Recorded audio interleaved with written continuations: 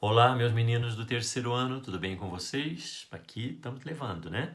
Nesse momento de isolamento social. Mas vamos tocar.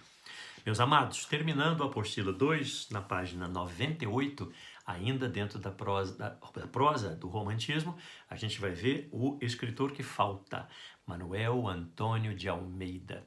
Revolucionário. Revolucionário, maneco. Manuel Antônio de Almeida, ele poderia ter sido o primeiro escritor realista brasileiro, se ele não tivesse caído na armadilha, que muito provavelmente é uma armadilha, da questão de vender um folhetim. Lá no romantismo nós sabemos, né? Os livros eram escritos em formatos de folhetim, isto é, publicados nos jornais, capítulo a capítulo, para agradar a burguesia que queria ter acesso à literatura. Então usou-se muito a prosa, o romance era o grande chamariz para se vender livro naquela época para a moçada da burguesia que queria ascensão social, conhecimento. E de repente Manuel Antônio de Almeida resolve escrever uma obra também em formato de folhetim, mas ele fugiu completamente às regras do romantismo. Completamente? Não. Como eu disse para vocês, ele tem no final do livro uma recaída para o romantismo, senão ele teria escrito o primeiro livro realista brasileiro. E é Memórias de um Sargento de Milícias. E é um livro delicioso, gostosíssimo, muito engraçado. Epa, o humor? Pois é. O humor parece que não combina muito com o romantismo. Ele tem uma história de amor que ele vai contar, que é o do Leonardinho com a Luísa. Mas nós vamos ter também uma história de aventura, que vão ser as perseguições do Major Vidigal ao nosso anti-herói Leonardinho. Anti-herói? Anti-herói. Nos livros românticos de modo geral, José de Alencar e outros tantos escritores, nós temos um herói e uma heroína. São fisicamente perfeitos, moralmente perfeitos, aquela idealização feminina, sedução feminina e aqueles homens fortíssimos, heróicos, de uma moral ilibada, etc. Aqui nós vamos ter um anti-herói. Por quê? Porque o Leonardinho, junto com o pai dele, Leonardo Pataca, eles não têm essas perfeições físicas e muito menos perfeições morais. Eles são os cavaleiros que nós vamos acompanhar a vida deles, a aventura deles, mas eles não são perfeitos, nem na moral, nem fisicamente. Então nós não vamos chamá-los de antagonistas, já que eles são os nossos personagens centrais, nossos protagonistas. Então nós vamos chamá-los de vilões? Não. Eles são os nossos protagonistas, eles são os nossos heróis, mas tirando as características do herói tradicional romântico, a gente passa a chamar então de anti-herói. Tudo bem? A história vocês conhecem bem, seu tio contou com detalhes para vocês, isso lá no primeiro ano, e no terceiro, como é revisão, fica um pouco difícil de eu contar toda a história de novo, porque não dá tempo, né, pequenos? Vocês vão ter que escolher um livro para mim e dizer, ai tio, esse não, esse você conta de novo pra gente. Eu conto, tá bom? Acho que não vai ser o Memórias de um Sargento de Milícias, por isso que seu tio vai falar mais tecnicamente.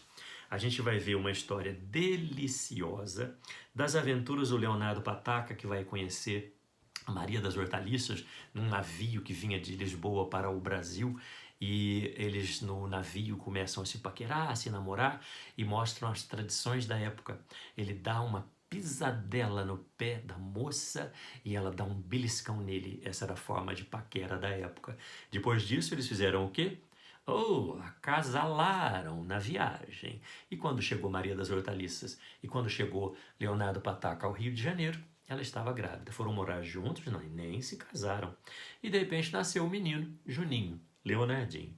E a gente vai então ver a aventura que é a vida de Leonardo Pataca e o filho dele, Leonardinho, crescendo nos arredores ali do subúrbio carioca, mostrando os costumes da época. Por isso nós chamamos de um romance costumbrista. Ele mostra os costumes de uma época, os costumes de um tempo.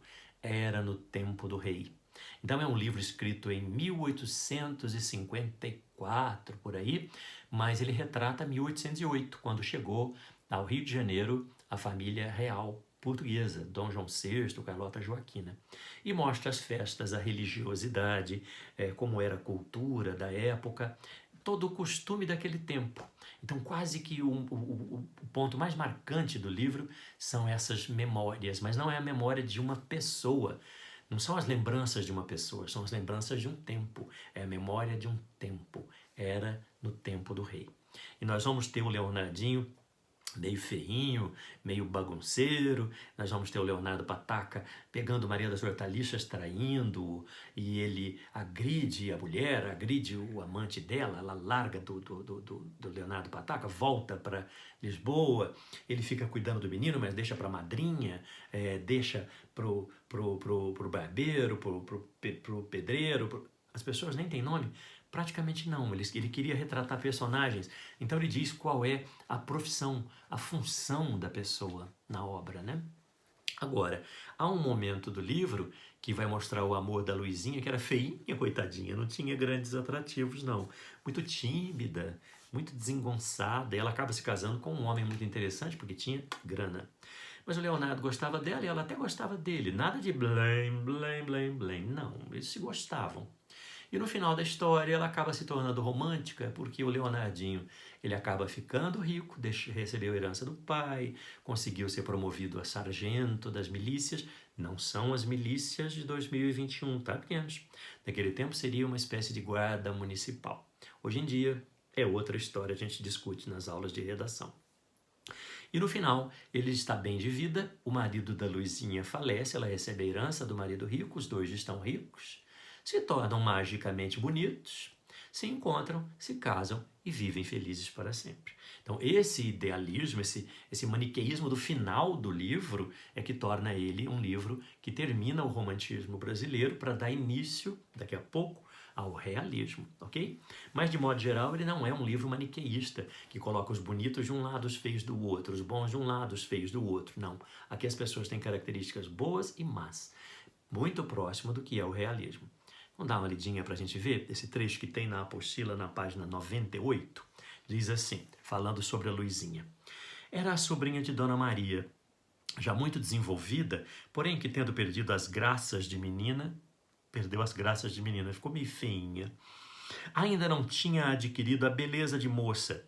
Era alta, magra, pálida, andava com o queixo enterrado no peito, trazia as pálpebras sempre baixas e olhava a furto, tinha os braços finos e compridos, o cabelo cortado dava-lhe apenas até o pescoço, e como andava mal penteada e trazia a cabeça sempre baixa, uma grande porção lhe caía sobre a testa e olhos, como uma viseira. O cabelo dela, né, a franja dela. Trajava nesse dia um vestido de chita roxo, muito comprido, quase sem roda, e de cintura muito curta. Tinha ao pescoço um lenço encarnado de alcobaça. A menina era tímida, a menina era feia, a menina não tinha elegância nenhuma, e nós não vemos nenhuma idealização do personagem, muito próximo do realismo. É estranho, né, que o Manuel Antônio de Almeida tenha, no final do livro, mantido a postura romântica. Poderia ter inaugurado tão lindamente o realismo. Eu acho, é uma tese que eu teria que entrar na universidade para defender, que como ele vendia para o jornal, capítulo a capítulo, talvez não tivesse feito tanto sucesso ao gosto dos leitores acostumados com os livros românticos, principalmente do José de Alencar. E ele tenha pensado assim, preciso finalizar bem esses capítulos para depois, quando eu colocar isso em romance, em um livro, ele seja comprado, né? Ele seja adquirido pelas pessoas. Então ele caiu na tentação de fazer um final romântico. Isso é uma tese minha, mas eu tenho que ir na universidade defendê-la, senão eu não posso garantir isso para você. Tudo bem? Esse é um pensamento do seu tio. Na próxima aula nós voltamos e vamos ver o realismo. Tudo bem? Um grande beijo. Fiquem com Deus.